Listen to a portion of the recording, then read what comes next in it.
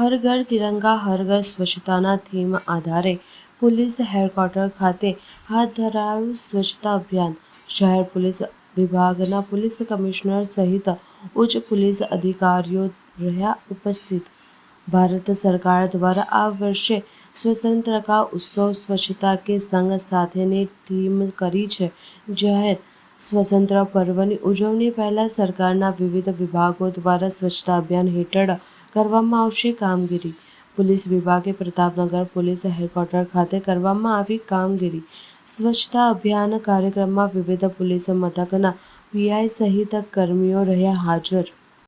आज हर घर तिरंगा हर घर स्वच्छता अभियान अंतर्गत वडोदरा पुलिस मुख्य मथक खाते તમામ અધિકારીઓ કર્મચારીઓ સફાઈ કર્મચારીઓ બધા મળીને સ્વચ્છતા અભિયાન શરૂ કરી છે.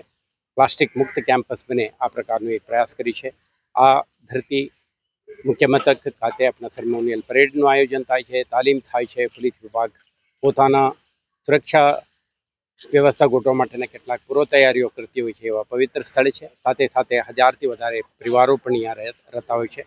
તો આ સમગ્ર પરિસરને પ્લાસ્ટિક મુક્ત કરીને ક્લીન બનાવીએ, સ્વચ્છ બનાવીએ એવા એક પ્રયાસ ચાલી રહ્યો છે.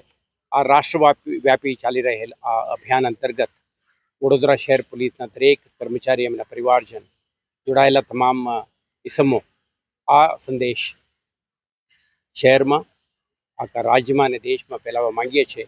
એ પોલીસ વિભાગના કર્મચારીઓ સરકારી સેવામાં હોવા છતાં સમાજના પ્રતિ આપણા દાયિત્વ નિભાવતા આ અભિયાનમાં જોડાયેલા છે.